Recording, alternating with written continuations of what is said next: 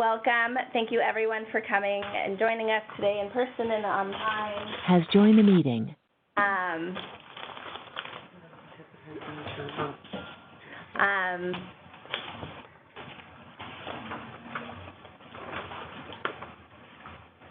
Okay. We're trying to deal with technical issues at the same time. So thank you for joining us today. As always, the phone lines are muted, so if you do have a question for a speaker online, please feel free to use the chat box and send your questions that way to me, and I will be happy to pass those along to our speakers when they are done speaking at the end, so that they can answer them for you. Mike has joined the meeting. Very quickly, here's our agenda for the day. We have Kylie Barber with the National PKU Alliance speaking about the Medical Nutrition Equity Act. Has joined the meeting. New newborn screening policy fellow Dylan Simon joined us last month, and so he will be speaking about the Newborn Screening Saves Lives Act, as well as the Rare Disease Burden Study update, since Steve is out of the office this week. We also have Becky Abbott with the National Foundation for Ectodermal Dysplasia joining us to speak on the Ensuring Lasting Smiles Act. Has joined the meeting. And Dan Pizzetta with YAR, the Young Adult Representatives of RDLA, will be joining us as well. So, Kylie, I'm going to hand it over to you. Okay, great. Thanks, Shannon. Thank you. Can you hear me? Yes. Okay, great. Hi, everyone. I'm Kylie Barber. I'm the Medical Foods Policy Fellow with the National PKU Alliance, and I'm here today to talk about the Medical Nutrition Equity Act. Next slide, Has joined the meeting. Okay, so each year, thousands of children and adults in the United States are diagnosed with certain digestive or inherited metabolic disorders that prevent their bodies from digesting or metabolizing the food that they eat. So for them, these medically necessary foods are the standard of care treatment. And the purpose of the Medical Nutrition Equity Act is to provide for the coverage of the medically necessary foods, vitamins, and individual amino acids for these digestive and inherited metabolic disorders under both private and public health programs. Next slide, please. All right, and the conditions and products that are covered within the Medical Nutrition Equity Act include 31 conditions specifically, either digestive conditions or the metabolic, inherited metabolic disorders. And the products has joined the meeting. Include medical formulas, low-protein modified foods, and different amino acids and medically necessary vitamins to treat these conditions. Next slide, please. Great. Okay, so HR 2501 is the bill that is currently active in the House of Representatives. It was reintroduced earlier this year on May 2nd by Representatives Jim McGovern and Jamie Herrera Butler, and was referred to committee and currently has 41 co-sponsors on it. We are working on the Senate side bill. We currently have Senator Casey as the lead Democrat on the bill, and we are currently working on gaining another Republican lead co-sponsor. We're considering Senator Scott from South Carolina or Senator Cassidy from Louisiana, and the official ask has been made of these senators, and we are just sort of waiting to hear back. And so the timeline on that is still to be determined, but we expect that we can hopefully reintroduce this on the Senate within the next month or so. Okay, next slide, please. Perfect. Okay, so if you'd like to get involved, there are a couple ways that you can do it. First and foremost, we're trying to recruit co-sponsors on the House side, as well as, increase awareness and support even before the Senate bill is introduced. So we ask that advocates and patients reach out to their representatives and senators.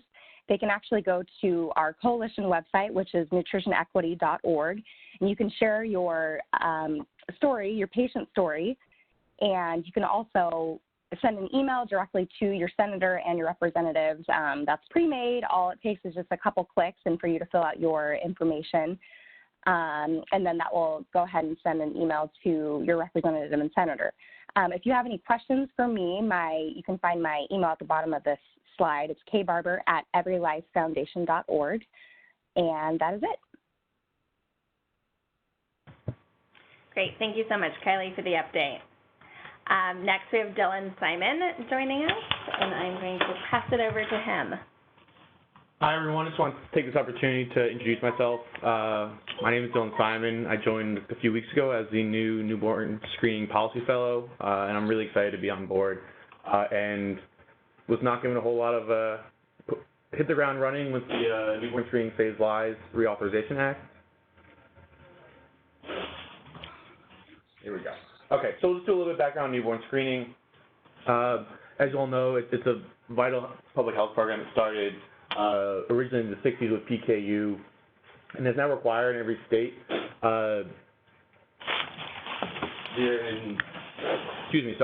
And approximately 1 out of 300 newborns with this condition are detected every year. Obviously, it varies state to state, but these conditions in general cause serious health problems, and a big part of newborn screening is the fact that the treatment for these diseases, when provided asymptomatically, drastically changes the outcome of these lives. And so early detection saves lives, and in addition, because these patients never develop the symptoms, it saves a lot of money. And so this is a really key part of our public health system, is often hailed as one of the country's biggest public health wins in newborn screening, to recognize these diseases as they come and get the treatment to these individuals when it can actually do some good. And so in the early 2000s, there was a recognition that we needed to organize this a little bit better, and that led to the Recommended Uniform Screening Panel in the early 2000s, which started off with originally 29 disorders. It is up to 35 core conditions on the RUSP. However, as we know, the states ultimately determine what disorders their own state screens for. So we're currently up to, last I checked, 31 diseases are across all states being screened for, but those last 4, we're fighting every day to try to get on these state newborn screening panels. But on a federal level, there's original legislation passed in 2008, the Newborn Screening Saves Lives Act, which started to really round in some of these more guidelines around newborn screening and the RUSP process. And this act was again reauthorized in 2014. And so as you can see from the third bullet point, in 2007, the numbers were still really low on the amount of diseases that were screening for these disorders. And luckily now, as it says, all 50 states and DC are now treating for at least 31 of these diseases, and we're hoping that that number continues to grow, and we're starting to see more and more states get closer and closer to having all 35 core conditions on their newborn screening panel. However, for the Newborn Screening Saves Lives Reauthorization Act, it expired as of September 30th, which obviously is not great, and so we're working with the Hill and other stakeholders in the community to try to has left the meeting. To try and get the Reauthorization Act passed. At the moment, while it has expired because the Congress also has not passed a new budget, all the important programs are still receiving funding. So the CR runs through November 12th. So up until then, we know that all these important programs will still receive funding. After that, it becomes a bigger question mark. And so just a little bit of a timeline on the issue. So this originated in the House. Representative Robo Allard was one who introduced the bill, and then it went through markup, and it was able to pass in late July. And it's been sitting in the Senate since then. Senator Hassan and Gardner did introduce has left the meeting. Bill, but it has yet to be marked up by the Health Committee for reasons that we'll get to in a little bit. And just some key provisions within this bill. It does reauthorize the HRSA grants that are vital to expanding these programs and providing education materials. and ensuring the fact that the proper follow-up is available for these children. It also reauthorizes the advisory committee that recommendations for the RUF. In addition, it also directs the National Academy of Medicine to conduct a study on how to continue to modernize this program. It is something that cannot get stuck in the past. It needs to continue to move forward and continue to grow and continue to utilize the best technology that's out there. And it also increases authorized funding for these programs, which more money is never a bad thing. So this is why, we'll get into now a little bit why it's being held up at the moment. There is an amendment that Senator Rand Paul is championing to add to the amendment that would require parents to opt in to allow their newborns' unidentified blood spots to be used for research. Dan Pizzetta, pound. This would create a huge burden for the program. It would extremely limit the amount of samples Has joined the available meeting. for research, and this research is vital to not only ensuring that the tests that we use currently are up to date and functioning at their best, but to develop new treatments, new diagnostic tools for the thousands of rare diseases that are not on the panel yet. And so our position is that we are not in favor of this amendment. We're trying to get it taken out of the bill and try to get the rest of it passed in some sort of fashion. Obviously, Congress was on recess for a couple weeks, and everybody's has joined back, the and meeting. we're just starting to really get back into it and have some conversations with members on the Hill and really start to kind of chart a path forward. As has joined the meeting. That November 12th deadline is kind of looming out there. It's given us a little bit of leeway because these programs are still funded at the moment.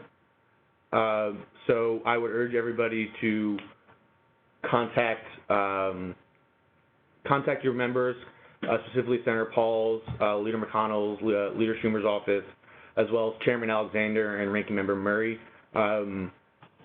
Definitely let it be known how you feel about this and the issues that this amendment is going to cause for newborn screening. Has joined the meeting. And seeing no questions, I'll move on to the burden study. So the burden study is being conducted by the Lewin Group. The Community Congress identified this as an important aspect to kind of elevate rare diseases to a public health crisis and to really look into what is the true cost. There's been estimates, but this is an attempt to really understand what is the cost.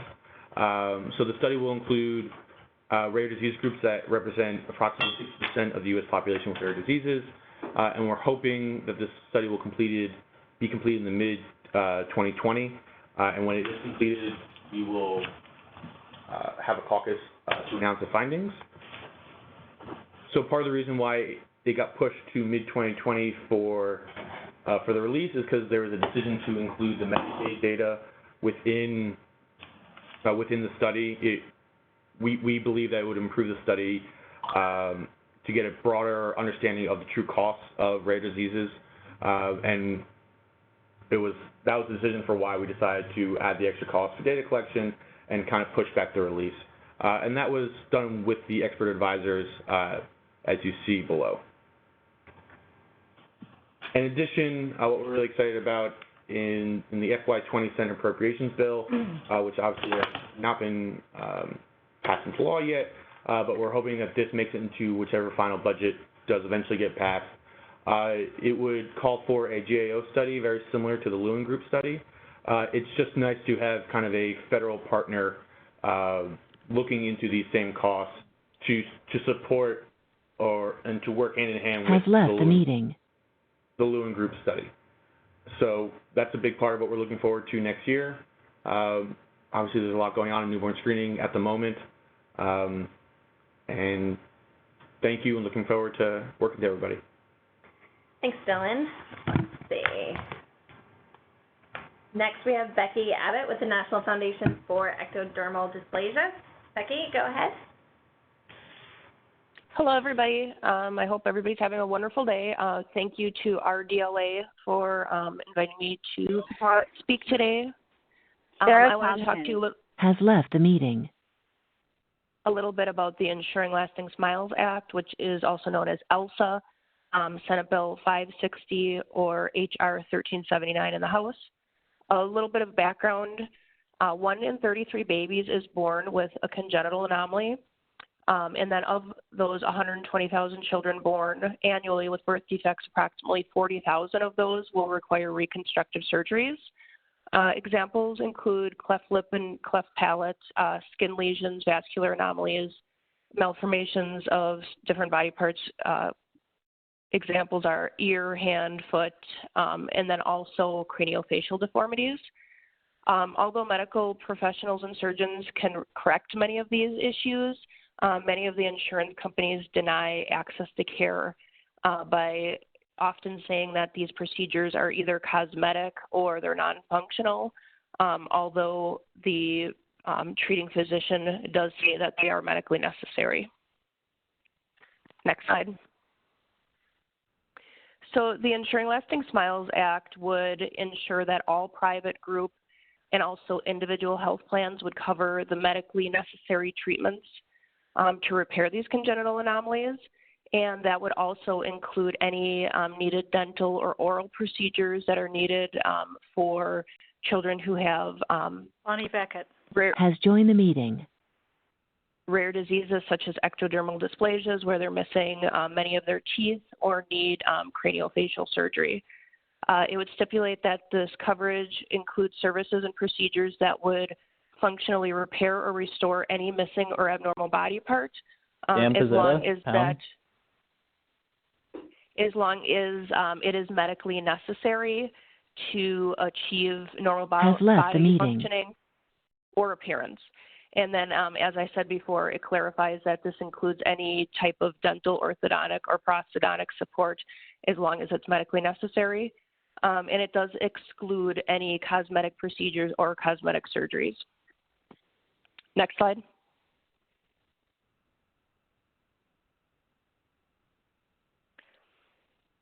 So as of today, we currently have 31 Senate co-sponsors, plus our bill lead, who is Senator Tammy Baldwin, Senator Cassidy from Louisiana, and Senator Gillibrand from New York signed on as co-sponsors this week.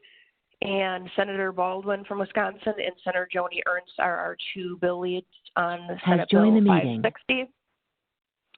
In the House, Representatives Colin Peterson of Minnesota and Denver Riggleman of Virginia are our 2 bill leads. And we currently have 227 House co-sponsors. Sandra Mermelstein. As of today, plus our bill lead. We have strong bipartisan Has support in left both the meeting. the Senate and the House of Representatives. The Ensuring Lasting Smiles Act was originally introduced last August, at the end of August, and we only had about 4 months to work on it in the 115th Congress. It was reintroduced in the 116th A Congress participant has joined the meeting. on 2/26 of 2019 during Rare Disease Week. And this bill is broad in scope, and it includes all congenital anomalies and is not disease specific. Next slide. So we have a few calls to action that we're asking other organizations to join us in moving ELSA forward. We currently have over 40 ELSA supporters, other patient organizations, as well as medical organizations who have signed on to a letter of support. And we're asking everyone on this call to also add your name to show the legislators that we do have strong backing behind this bill. If you're meeting with legislators, please ask your legislators to co-sponsor ELSA. Also, we have a Facebook group. It's called the Ensuring Lasting Smiles Act Facebook group. You can learn more about the legislation and also how you can help with our advocacy initiatives. And then also, like I had said before, we are asking all organizations Has joined the meeting.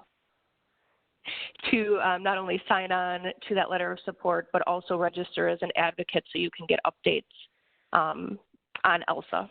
Next slide. So we need your help. We will not be able to move this forward unless we have advocates in every state and district who will reach out to their legislators. I've included my email address here. It's becky@nfed.org. And if you would be interested in sending a quick 1-minute email to your legislator and asking them to sign on to co-sponsor ELSA, I'd be happy to send you any information if you need your legislator's health staffer or legislative director that we've been working with and reaching out to. There's a list of current Senate co-sponsors that you can find on congress.gov if you just type in S560, as well as a list of current co-sponsors in the House of Representatives if you type in HR 1379. And like I said, if you are willing to contact your legislator, please reach out to me for additional information. I'd be happy to get back to you as soon as possible. Thank you again for letting me speak, and I'm hoping that all of you will join us to move ELSA forward to get the so that our families can get the treatments that they need. Thank you. Thank you, Becky. Thank you very much for joining us today. Next, we have Dan Pizzetta, who is a member of the Young Adult Representatives of RDLA, who's going to give us an introduction to this program. I don't believe that we've had any information about the Young Adult Representatives of RDLA on one of our webinars, so it's great that Dan could join us. Dan, are you there? Yeah, can you hear me? Yes, we can. Go ahead. Has left the meeting. Great. Hi, everyone. I'm Dan Pizzetta. I was asked to come here today to speak on behalf of the Every Life Foundation for Rare Diseases and the importance of young adult advocacy. I'm a member of YAR, the Young Adult Representatives of Rare Disease Legislative Advocates, or RDLA for short, a program powered by Every Life that focuses on building up skills in the Has young adult left the community. meeting. Before we dive deeper, I want to thank YAR's sponsors this year, which are Takeda, Ipsen, and Novartis. Without their support, this program would not be possible at all. So a bit about myself. I'm 20 years old and I have aortic stenosis. Essentially, that is when you have 4 aortic heart valves. I was only born with 2, so I like to compare it to trying to drive a car with 2 flat tires. I'm currently a triple major at Hartwick College, which is in Oneonta, New York, and my goal is to become a history and English teacher. And this previous fall, I had worked with Antonio Delgado's political campaign and helped get him into office, which was amazing. So for today, we are going to talk about the overview of YAR and some highlights of the past year, as well as inviting you all to our Rare Disease Week on Capitol Hill that allows young adults to meet up and share our ideas and experiences in breakout seminars. The Young Adult Representatives of RDLA, or YAR, are a highly motivated group of 16 to 30-year-olds from the rare disease community. We advocate to bring more affordable, safe, and effective treatments to rare disease patients by creating a space that is conducive to young adults and working closely with the goals of the Every Life Foundation. Next slide. We want to instill confidence in the next generation of young adult advocates and support young adults in their rare disease journey during the transitional phase from childhood to adulthood. Next slide. We want to educate the other young adults about rare disease, the importance of playing a role in advocacy, and how to get your voice heard on Capitol Hill, and to ensure young adults are the growing impact on public policy for a rare disease community. We want to instill confidence in the next generation of rare disease legislative advocates with representation in every state, and to provide class credit, community service hours, and a resume building platform for young adults in the rare community. We achieve our goals through 4 advocacy committees that YAR consists of that serve as peer-to-peer skill development groups. YAR is a membership-based program, meaning you have to apply. Once accepted into the program, you are encouraged to join the closed Facebook group for support and access to other YARs within the network. You are also encouraged to participate in at least one lobby day meeting a year, Rare Disease Week on Capitol Hill, or Rare across America, during the August recess, or a meeting with your legislative official that you schedule on your own. Advocacy Committee is focused on creating materials that educate young adults on legislative public policy and helping other peers have support around effective meetings with congressional staff. This year at Rare Disease Week on Capitol Hill, we had 90 young adults register for legislative conferences / Hill Day for 2019. I hope to see even a greater number this year, as I will be hosting one of the breakout sessions that you can be a part of. Strategic Communications Committee is focused on providing quarterly newsletters and social media support to the group. In January 2019, we launched our first YAR newsletter. This group provides quarterly updates on YAR and also highlights YAR members with an interview, as well as any upcoming events, programs, news, etc. We also have been able to make business cards this year, which will allow anyone to get more connections and help make a stronger impact. If you are interested in following any new updates, please feel free to follow any of our social media links above. Speakers Bureau, which I am a part of, is providing opportunities for young adults to increase their public speaking skills throughout the year and access across the entire country. I've had the honor to speak at Rare in the Road Boston, OHF Hyperluxuria Workshop, and in February, Rare Disease Week. Others have had the opportunities at Rare the Road, Alabama, South Dakota, and Colorado, as well as the Alfred Conference, Batten's Family Conference, and Rare Fair. Scientific Advocacy Group is working on how to make clinical trials and rare disease research policy more accessible for young adults. We encourage members to attend an FDA patent-focused meeting and making them aware of when and where they are happening. In fact, members of this committee attended Every Life Scientific Workshop this year and FDA CPATH NORD Workshop to learn about relevant research happening in the rare disease community. Reminder that YAR is a membership-based program. People have to apply. If you are interested, here is an application link, or you can come ask me any questions after this presentation. I can give you information as well. I will end with an invitation and reminder to all young adults interested in coming to Washington, D.C. for Rare Disease Week on Capitol Hill 2020. Young adult activities will include a young adults breakout session during the legislative conference. You will have an opportunity to hear from other young adults in the community on tips for having effective meetings with members of Congress, how to prepare yourself for Lobby Day, and have a chance to address a panel of experienced staffers. We will also be hosting a young adults meetup where folks can network and meet each other. I want to thank you all for listening to me today, and it was an honor to be able to speak here. Thanks, Dan. We did have one question about the age range for the young adults. Do you want to let everyone know how old folks are who are in YAR? It is usually from 16 to 30 years old. Okay, great. Thank you so much. I appreciate you being on and speaking about YAR. Thank you. So we're going to move on to one of my favorite things, Rare Disease Week on Capitol Hill, and I think it's a lot of people's favorite things here. So as many of you have probably seen, as we're gearing up here at the RDLA and RDLA Foundation for Rare Disease Week on Capitol Hill, February 25th to 28th in 2020, which has left the meeting. To say. So who should join us? Anyone who has a connection to rare diseases, patients, caregivers, physicians, scientists, researchers. What it is, it's a series of events throughout a week aimed at empowering patients and having them use their voice here on Capitol Hill for the rare disease community. And it's located here in Washington, D.C., and like all of our events, it is free for advocates to attend the events during Rare Disease Week on Capitol Hill. So this year, on Tuesday, February 25th, we'll have the Rare Disease Caucus briefing, documentary screening, and cocktail reception. On Wednesday, February 26th, will be the Legislative Conference, as well as the Young Adult Meetup. On Thursday, February 27th, we'll have our Hill Day breakfast, and of course, our Hill Day on Capitol Hill, where advocates will meet with their members of Congress, and then a Rare Artist reception. And then Friday, we'll end out the week with Rare Disease Day at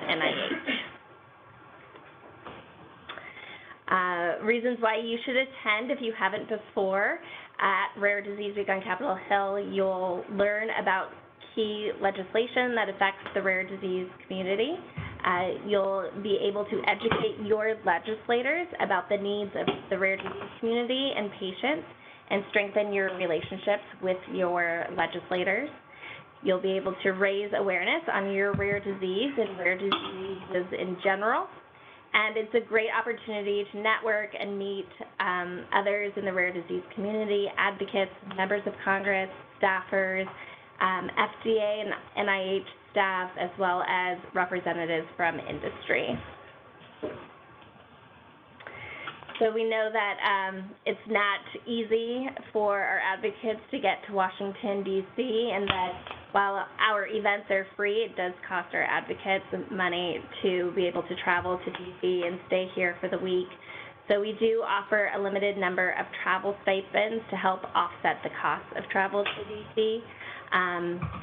We provide stipends that are $1,000 to people in Alaska, Hawaii, North Dakota, and Puerto Rico, $400 for advocates coming from Maryland and Virginia, and $800 for those in the rest of the continental United States. We have the travel stipend application is open, as many of you have probably already seen on social media and in emails. So you can find that application at rareadvocates.org/RDW, and that will remain open until December 2nd. So just some fine print related to the travel stipends application. They are a limited number of travel stipends. We are only able to give one travel stipend per family. But of course, that does not mean that you can't have multiple members of your family apply. It just means that we will only be able to award one per family in the end. Any young adult under the age of 18 who receives a travel stipend must travel with an adult chaperone to D.C.